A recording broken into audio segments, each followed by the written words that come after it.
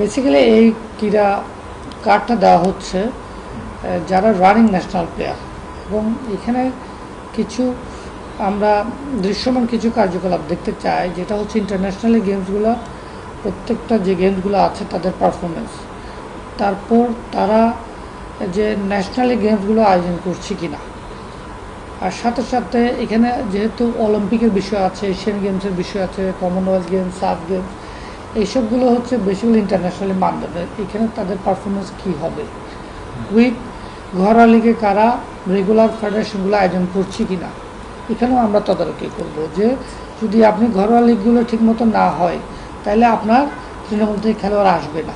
যদি তৃণমূল থেকে খেলোয়াড় না আসে, কিন্তু আমরা হিউজ লেভেলের কম্পিটিশন পাবো না। শুধু যে কয়জন খেলোয়াড় আছে শুধু তাদের মধ্যে খেলার সীমাবদ্ধ থাকলে হবে না। সো অ্যাকচুয়ালি আমাদের স্পোর্টসের যারা বাছাইকৃত সেরা সেরা সেরা যারা ক্রীড়াবিদ আছে প্রত্যেকটা গেমসে, লাইক ফুটবল, এখানে হকি আছে already, volleyball, swimming, athletics, gymnastics, shooting, প্রত্যেকটা গেমসে যারা সেরা ক্রীড়াবিদগণ টপ, তারা কিন্তু এই ক্রীড়া কার্ডের আওতায় আসবে এবং তাদের এই পারিশ্রমিক দেওয়া হবে। অলরেডি 300 জন খেলোয়াড় ইনক্লুড হয়েছে এই অর্থ বাজেটে। আগামী অর্থ বাজেটে আরও 200 জন ইনক্লুড হবে এবং প্রতি 4 মাস অন্তর অন্তর রিভিউ হবে। এইখানে ফেডারেশনগুলোর মূল দায়িত্ব পালন করতে হবে। এখানে আমরা যে খেলাগুলো আয়োজন করতে চাই তারা ধারাবাহিকভাবে করছি কিনা, নাকি নামকাও আসতে দু একটা টুর্নামেন্ট করে সীমাবদ্ধ রেখে জাস্ট আমরা খেলতেছি, এখানে আমাদের সেরা খেলোয়াড়ভাবে কিন্তু আমরা দেখব না। আমরা তারা প্রত্যেকটা ফেডারেশন তারা তৃণমূলে গেছে কিনা, জেলা পর্যায়ে গেছে কিনা, উপজেলা গেছে কি, ট্যালেন্ট হাট করছে কিনা, বা তাদের ইয়ুথ গেমসগুলোকে, ইয়ুথ যারা টিমগুলো আছে সেগুলো নিয়ে কাজ করছে কিনা, এগুলো কিন্তু আমরা নজরদারিতে রাখবো। রেখে তাদেরকে একটা চেক অ্যান্ড ব্যালেন্সের মধ্যে আমরা ওনাদের কাছ থেকে রিপোর্ট নিব, এবং প্রত্যেকটা গেমসের যারা কোচগণ রয়েছেন তাদের সাথে আমরা বসবো, সেমিনার করব, তাদেরকে আমাদের পরামর্শ থাকবে, বা তারা কীভাবে কাজ করছে আমরা এটা আমাদের নজরে নিয়ে আসবো, এবং আমাদের কোনো গাইডলাইন আমরা যদি থাকে ওটা ওনাদেরকে দিয়ে দিব যে এই আমাদের রিকোয়ারমেন্ট থাকবে। এটা শুধুই আমাদের এগুলো নিয়ে অলরেডি একটা মিটিং হয়েছে, যাতে বাছাইয়ের কার্যক্রমের আমাদের যে 5 জন সদস্য বিশিষ্ট কমিটি করেছে ওটা অলরেডি মিটিং হয়েছে। সাথে সাথে আমরা আরও 2-1 দফা মিটিং করবো, এবং ফেডারেশনে যারা যুক্ত আছে কোচ এবং ফেডারেশনের প্রেসিডেন্ট, সেক্রেটারি, ওনাদের সাথে আমরা বসে আমরা একটা গাইডলাইন দিয়ে দিব, এবং ওই সিস্টেমে আমরা তাদেরকে সিলেকশন করব, এবং প্রতি মাসেই আমরা পারফরমেন্স দেখতে থাকবো, যাতে 4 মাস পর আমাদের ওনাদেরকে রিভিউ করে বেস্ট যারা প্লেয়ার আছে তাদেরকে ক্রীড়ার কারণে আওতায় নিয়ে আসতে পারে। আন্তর্জাতিক খেলা তো এমনিতেই বাড়াতে হবে। আপনাকে যদি স্ট্যান্ডার্ড হাই লেভেলে নিয়ে যেতে হয়, ইন্টারন্যাশনাল লেভেলে, আপনাকে আন্তর্জাতিক ম্যাচ বাড়াতে হবে। এখানে অনেক টুর্নামেন্ট হয়, শুধু যে এশিয়ান গেম বা সাউথ এশিয়ান গেমস বা এসব না, অনেক কিছু 7-8টা কান্ট্রি মিলে অনেকগুলো এরকম টুর্নামেন্ট হয়, এগুলো তো পার্টিসিপেট করার সুযোগ আছে। সাথে সাথে মনে করেন আপনি ফুটসাল এক্সাম্পল দিচ্ছেন, তো ফুটসাল শুধু ইন্টারন্যাশনাল খেললেই খেলা হবে, নাহলে হবে না। তাদের ফুটসাল কীভাবে তাদের খেলোয়াড় অন্তর্ভুক্ত করা, তাদের একটা লিগ চালু করা, তাদের একটা ট্যালেন্ট হান্ট করা, সাথে সাথে ন্যাশনাল টিমে তাদেরকে দীর্ঘমেয়াদী ট্রেনিং করানো, কোচ রাখা, রেগুলার যাতে ট্রেনিং করতে পারে। সাথে সাথে ওই কোচের কাছ থেকেই আমরা গাইডলাইন নিব যে কারা তাদের বেস্ট পারফরমেন্স করছে।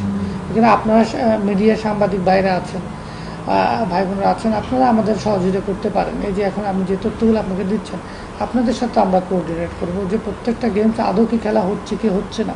এখানে আমরা পুরোপুরি সবাইকে, এখানে ক্রীড়া সংগঠক, ক্রীড়াবিদ, কোচগণ, তারপর সাংবাদিক ভাই বোনেরা, সবাইকে নিয়ে আমরা ওনাদের মতামত নিয়ে কিন্তু আমরা এগুলো কাজগুলো করবো, যাতে আমাদের ভুল ত্রুটি না হয়। কিন্তু ভুলের ঊর্ধ্বে কেউ না, ভুল হতেই পারে। আমরা মনে করি কাজ যেহেতু আমরা করতেছি, বাছাইয়ের মধ্যে আস্তে আস্তে আমরা একদম পরিপক্ক হব। কিন্তু ভাই যদি এমন হয় যে তারা মানে আপনাদের দেখানোর জন্য একটা দায়সারা একটা লিগ চালু করবে, সেক্ষেত্রে না, দায়সারা লিগ করার কোনো সুযোগ নেই, যেহেতু আমি একজন ক্রীড়াবিদ। আমি নিজে এখানে আমাদের যুব ক্রীড়া প্রতিবন্ধী জনাব আমিনুল হক, উনি একজন ক্রীড়াবিদ। আমার যাকে দায়িত্ব দিচ্ছে, মনে করেন আমাকে দিয়েছে দায়িত্ব, আমি একজন ক্রীড়াবিদ। আবার রাহুল ভাই, উনি একজন ক্রিকেটার, সো উনি ক্রীড়াবিদগণকে দায়িত্ব দিয়েছে। তো আমরা জানি কোনটা দায়সারা আর কোনটা দায়সারা না, বুঝতে পেরেছেন। আমাদের লোক দেখিয়ে কোনো লাভ হবে না। আমরা আশা করছি একজন টপ লেভেলের কম্পিটিশনের মাধ্যমে ওনাদের বেস্ট প্লেয়ারগুলোকে আমাদের দিতে হবে, নাইলে আমরা ওনাদেরকে অন্তর্ভুক্ত করবো না। এছাড়া কি ভাই আপনারা কি একটা রিপোর্ট নেবেন কিনা ফেডারেশনগুলো? নট অনলি রিপোর্ট, আমরা প্রত্যেকটা ফেডারেশন তো রিপোর্ট তো নিবই, সাথে সাথে তাদেরকে আমরা খেলা আমাদের যে পরিকল্পনা অনুযায়ী খেলা আছে সেগুলো বাস্তবায়ন করার জন্য আমরা চাপও দেব। আমরা বলছি আপনাগুলো করতে হবে, ম্যান্ডেটরি খেলাধুলা আয়োজন করতে হবে। খেলাধুলা ছাড়া আপনারা বসায় বসায় তো বেতন দেওয়ার সুযোগ নেই। এখানে সবাইকে আপনাকে বেতনের এটা হচ্ছে রাষ্ট্রীয়, এখন তারা রাষ্ট্রের মধ্যে মানে রাষ্ট্রীয় আওতায় চলে এসেছে প্রত্যেকটা ক্রীড়াবিদ। তো ওনাদের একটা জবাবদিহিতার মধ্যে থাকতেই হবে, ফেডারেশনগুলোকেও জবাবদিহিতার মধ্যে থাকতে হবে, আমাকেও জবাবদিহি দিতে হবে। আমি একটা গুরুত্বপূর্ণ দায়িত্ব দিয়েছে, আমিও প্রতি এই যে রিভিউ করার সময় আমি রিপোর্ট দিব যে বেসিক্যালি আমরা কিভাবে যাচাই বাছাই হয়েছে, যাতে এখানে স্বচ্ছতা থাকে। আরেকটা জিনিস ভাইয়া, যদি আপনারা এমন শোনেন যে ফেডারেশন কোনো অর্থের বিনিময়ে তার নামটা দিয়ে দিয়েছে কিংবা দলীয়করণ হয়েছে, সেক্ষেত্রে কোনো ওই ফেডারেশনের বিরুদ্ধে কোনো অ্যাকশনে যাবেন? অবশ্যই অনৈতিক কোনো কিছু বিষয়ে আমরা সাপোর্ট করব না। আমরা এক্ষেত্রে বদ্ধপরিকর যে কোনো রকম দুর্নীতি অনিয়ম আমরা ছাড় দেব না। এই ধরনের কোনো রিপোর্ট আসলে অবশ্যই ক্রীড়াবিদ এবং যারা দায়িত্ব দিয়েছে বা লিস্টেড করেছে ওনাদের বিরুদ্ধে আমাদের গঠনমূলক বা গঠনতান্ত্রিক নিয়মে যে ব্যবস্থা থাকে ওটাই আমরা ব্যবস্থা নিব।